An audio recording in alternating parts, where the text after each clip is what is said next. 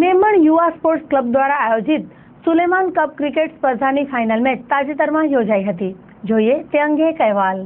ભુજમાં jubilee ground ખાતે Memon sports club દ્વારા આયોજિત કમુ સુલેમાન કપ ક્રિકેટ સ્પર્ધાની ફાઇનલ મેચમાં માંડવીની ટીમ વિજેતા બની હતી. ફાઇનલ મેચ માંડવી તથા ભુજની ટીમો વચ્ચે રમાઈ હતી, જેમાં માંડવીની ટીમે આસાન વિજય પ્રાપ્ત કર્યો હતો. ટુર્નામેન્ટની ફાઇનલમાં મેમણ સમાજના પ્રમુખ શ્રી હનીફભાઈ સહિતના આગેવાનો ઉપસ્થિત રહ્યા હતા. ફાઇનલ મેચ શરૂ થતા પહેલા રાષ્ટ્રગીત વગાડવામાં આવ્યું હતું. રાષ્ટ્રધ્વજની સાથે ફાઇનલ મેચમાં ભાગ લેનાર બંને ટીમના ખેલાડીઓ અને આયોજકો તથા આગેવાનો ગ્રાઉન્ડ ઉપર પહોંચ્યા હતા, જ્યાં સ્પર્ધાનો પ્રારંભ ટોસ ઉછાળીને કરવામાં આવ્યો હતો, જેમાં ભુજની ટીમે ટોસ જીતી પ્રથમ બેટિંગ કરી હતી.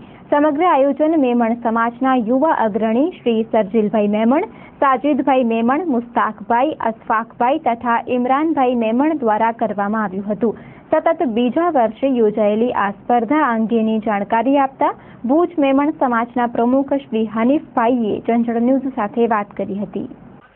આજે આ અમારો બીજો રાઉન્ડ એટલે બીજો સત્ર ખેલાય છે. ગયા વર્ષે અમારી જે મેચ હતી પોલીસ પરેડ ગ્રાઉન્ડમાં હતી ને આજે આ જુબલી ગ્રાઉન્ડમાં અમારી આ કચ્છી મેમણ જમાતના યુવા વર્ગો જે સાહસ કર્યો છે એમની આ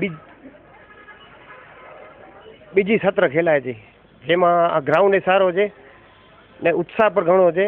જેમાં આજે પૂરા કચ્છમાંથી કચ્છના પ્રમુખો ને ખાસ કરીને ભુજ મેમણ જમાતના જે યુવા વર્ગ છે એ ખૂબ ઉત્સાહિત છે ને હું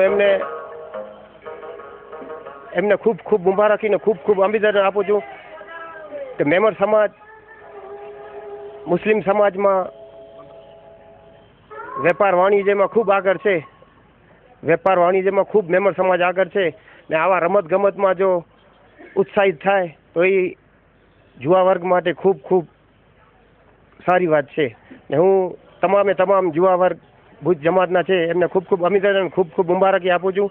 અને કચ્છી મેમણ જે અમારો ફેડરેશન બનાવેલો છે, જે આખા કચ્છમાં અમારો વિસ્તાર છે, જેમાં ભુજ, માંડવી, અંજાર, પાનદ્રો તેની દરેક ટીમ અહીંયા રમવા આવી છે. દરેક ટીમને હું ખૂબ ખૂબ અભિનંદન ખૂબ ખૂબ મુબારકી આપું છું. એ કહીને હું જે આયોજક છે એમને પણ હું ખૂબ ખૂબ અભિનંદન અને ખૂબ ખૂબ મુબારકી આપું છું.